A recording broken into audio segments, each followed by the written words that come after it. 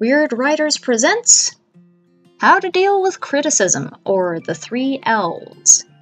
As writers, we have to confront criticism of our works at some point or other, unless we never ever show anyone our stories ever, which is tempting but not exactly practical.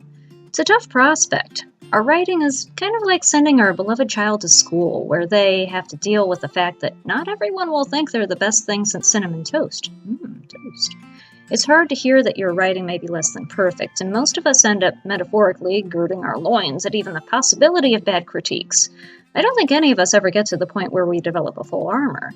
But that's a good thing when you think about it, because criticism is important and we need to learn to listen. That is the key thing, the 3 L's, if you will. Listening, learning, and knowing where to draw the line.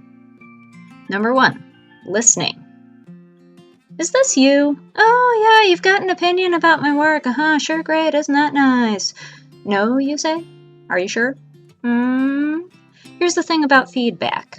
It's usually either really good or really bad. People don't often offer their opinions otherwise, but they are taking the time to offer their opinion. They don't have to do that, so the least you can do is listen. Do you have to take their advice? Of course not. That part is up to you. Do you have to take their advice to heart? Yes, my work is perfect because this person said so. Or, no, my work is horrible. I may as well just throw it off the nearest pier and never approach a pen again because this person said so.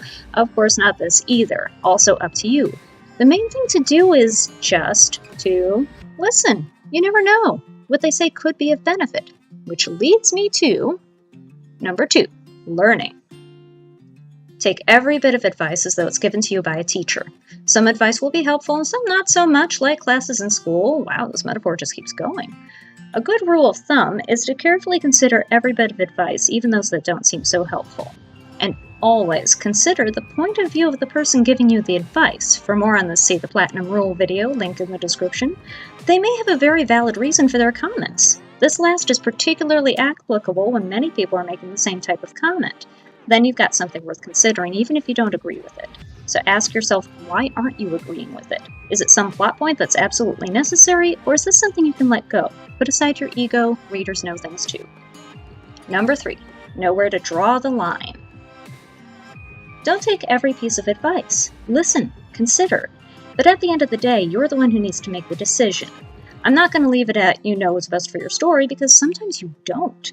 Sometimes a reader will come up with something for you to consider that blows everything wide open and leaves you reeling, teetering on the suddenly uncertain story that seemed so solid a minute ago. Just as often, a reader will come up with a point that they think is very helpful, but does not, in fact, help. Once you have given their idea its due consideration, putting your ego aside and looking just at whether or not this will help out your story, then you make the decision. That part is up to you. It's an important thing to remember. After you hear the advice, whether you take it is ultimately up to you. And this can make criticism easier to take when you remember you have this element of control, the perfect set of armor, solid, strong, but able to bend where necessary. I hope you found this video helpful. Please give us a like and comment below. What methods do you use to deal with criticism? Don't forget to subscribe if you haven't, and hit that bell icon so you'll stay updated on all our latest videos. I will see you next time, and until then, stay weird.